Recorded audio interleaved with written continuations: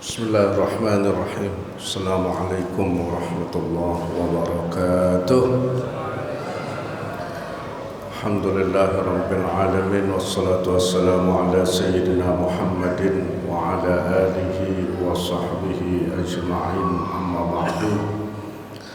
Ma'asyiral muslimin wal muslimat, as-shaimin was-shaimat wal qa'imin wal qa'imat rahimakumullah. Alhamdulillah, puji syukur kehadirat Allah Subhanahu wa taala senantiasa kita panjatkan atas berbagai macam nikmat, terutama nikmat iman, nikmat Islam, nikmat sehat wal afiah, dan nikmat masih dipertemukan dengan bulan suci Ramadan. Mudah-mudahan kita semua termasuk hamba Allah yang selalu bersyukur dan hamba Allah yang dapat memaksimalkan ibadah kita di bulan suci Ramadan. Amin ya rabbal alamin. Salawat terhiring salam kita curahkan kepada yang mulia baginda Nabi besar Muhammad sallallahu alaihi wasallam. Mudah-mudahan kita semua termasuk umatnya yang istiqomah dalam menjalankan sunnah-sunnahnya dan dalam meneladani akhlak beliau, dan insya Allah kita semua termasuk orang-orang yang akan diberikan asy-syafa'atul uzma di hari kiamat nanti. Amin ya rabbal alamin. Ma'asyiral muslimin wal muslimat rahimakumullah.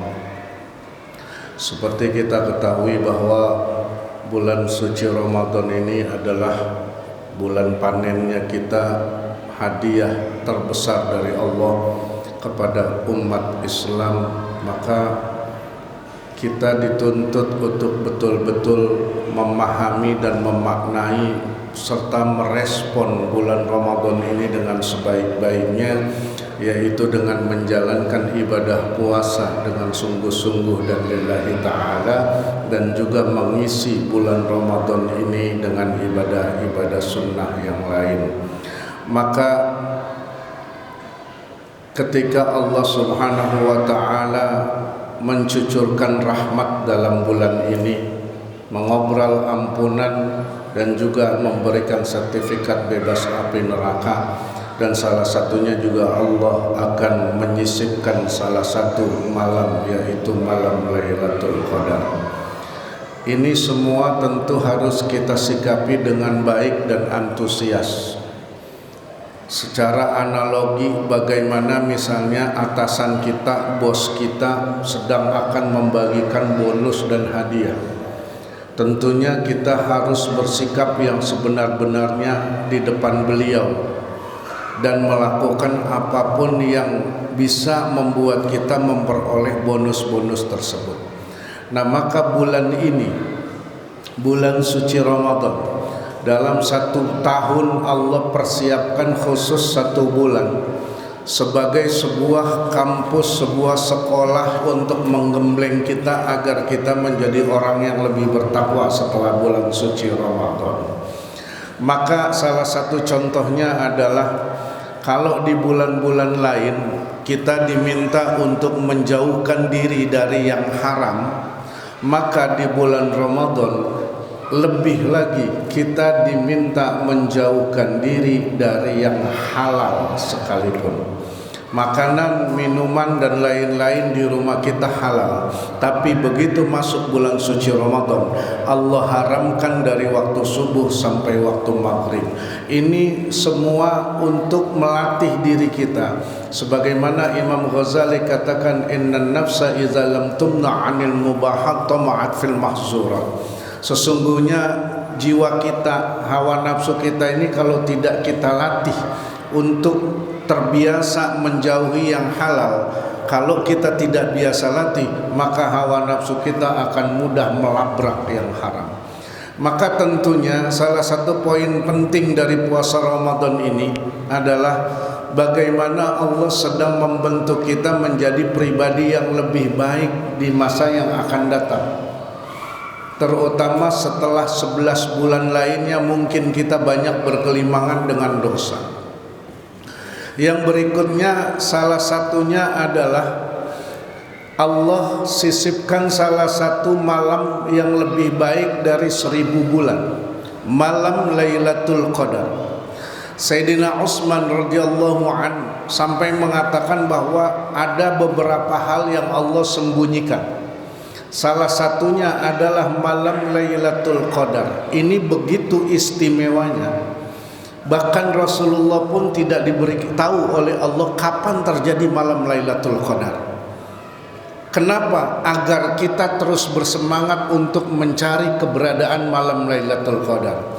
Makanya kalau Lailatul Qadar sudah gampang ditentukan, rasanya kalau orang model kita, misalnya begitu masuk Ramadan, pemerintah mengumumkan malam Lailatul Qadar jatuh malam 27 misalnya, maka rasanya kita cuma ibadah di malam tersebut. Inilah kenapa Allah sembunyikan. Sampai Sayyidina Utsman mengatakan ada beberapa hal yang Allah sembunyikan. Yang pertama adalah Allah sembunyikan keridhoannya dalam ketaatan kita. Selama ini kita taat kepada Allah, kita menjalankan sholat, puasa dan lain sebagainya, tapi Allah tidak tampakkan kepada kita apakah kita mendapatkan pahala atau tidak, walaupun kita harus benar-benar yakin mendapatkannya. Kenapa? Agar kita tidak meremehkan kebaikan-kebaikan yang kecil. Yang kedua, begitu juga Allah sembunyikan murkanya dari maksiat kita. Kita berbuat maksiat, na'udzubillah, kita melanggar perintah Allah, melabrak larangan Allah, tapi Allah tidak langsung menampakkan murkanya kepada kita. Misalnya Allah tidak langsung kirim azab kepada kita, bahkan Allah tidak nampakkan dosanya kepada kita. Ini kenapa? Kata para ulama, agar kita tidak meremehkan dosa-dosa yang kecil. Mungkin di dosa kecil itu ada murka Allah yang menyebabkan Allah melaknat kita. Yang ketiga, Allah sembunyikan wali-wali Allah di kalangan kita. Setelah kenabian dan kerasulan ditutup oleh Rasulullah sallallahu alaihi wasallam, Allah menggantikan sosok para nabi dan rasul dengan para aulia Allah. Dan ini Allah sembunyikan di kalangan kita. Kenapa? Agar kita tidak meremehkan siapapun, agar kita tidak merendahkan orang lain, agar kita tidak menganggap enteng seseorang, tidak menganggap kecil seseorang. Mungkin dia adalah salah satu dari wali Allah subhanahu wa ta'ala. Apalagi yang Allah sembunyikan, yaitu Allah sembunyikan salatul wusta. Allah dalam Al-Quran mengatakan hafizu ala salati was salatil wusta. Jagalah salat kalian dan salat wusta. Wusta kalau dalam arti bahasa artinya salat tengah-tengah. Tapi tidak ada satupun yang bisa memastikan di antara sholat 5 waktu ini mana yang disebut sholat wusta. Rasulullah tidak memberikan ketentuan juga, tidak menggambarkannya. Para ulama hanya meraba-raba saja. Banyak yang meyakini sholat wusta itu adalah sholat asar. Kenapa? Karena di waktu asar lah umur setiap manusia bertambah. Yang berikutnya, Allah sembunyikan kematian. Allah rahasiakan kematian. Kenapa? Liyabluwakum ayyukum ahsanu amala. Karena Allah pengen tahu siapa di antara kita yang paling baik amalnya. Maka tidak ada seorang pun yang mampu mengetahui atau diberitahu tentang kematiannya. Kenapa? Agar kita selalu waspada, agar kita tidak lengah, agar kita selalu mendekatkan diri kepada Allah subhanahu wa ta'ala. Walaupun kematian adalah sebuah kepastian, sebagaimana Rasulullah katakan, al-mautu babun wa kullun nas dakhilun. Kematian adalah sebuah pintu dan setiap manusia pasti akan melalui pintu tersebut, tapi tidak ada seorang pun yang dapat memastikan kematiannya kapan, walaupun semua sudah tertulis di hadapan Allah subhanahu wa ta'ala. Dan yang terakhir yang Allah sembunyikan adalah malam Lailatul Qadar. Saking istimewanya Allah sembunyikan ini. Kenapa? Agar kita terus termotivasi untuk mendapatkannya. Memang kemungkinan besar Allah letakkan di malam-malam ganjil, di Ashrul Awakhir memang, tapi sekali lagi itu bukan sebuah kepastian. Yang tahu hanyalah Allah, Kalau Allah mau letakkan misalnya di malam pertama pun itu adalah hak Allah. Maka kenapa seperti itu? Agar kita terus mencari dan agar kita tidak meremehkan malam-malam yang lain di luar malam Lailatul Qadar. Maka salah satunya, contohnya Bapak Ibu yang dirahmati Allah, salah satu contohnya adalah misalnya kita ini biasanya sering meremehkan amalan-amalan sunnah. Contoh sholat tarawih. Kita tahu sholat tarawih hukumnya sunnah, tidak wajib. Kita kerjakan, kita dapat pahala. Kita tinggalkan pun tidak dapat dosa. Tapi seringkali kita meremehkannya. Kita berpikir, tidak tarawih juga tidak apa-apa, tidak dapat dosa. Betul, tapi kalau kita sering berpikir seperti itu, yang ada dalam diri kita adalah malas untuk sholat tarawih. Maka harusnya sekarang POV kita, mindset kita harus kita rubah dengan mengatakan karena sholat tarawih ini disunnahkan, maka saya harus melaksanakannya. Apalagi salah satunya nanti Allah letakkan malam Lailatul Qadar di malam tersebut. Kita sekali lagi tidak bisa meraba dan tidak bisa memastikan. Walaupun banyak yang mengatakan kemungkinan besar di malam ganjil, Rasulullah pun sudah memberikan bocoran sedikit, karena Rasulullah pun tidak tahu pasti. Bocoran sedikit dari Rasulullah adalah malam Lailatul Qadar, malam itu udaranya tidak dingin dan tidak panas.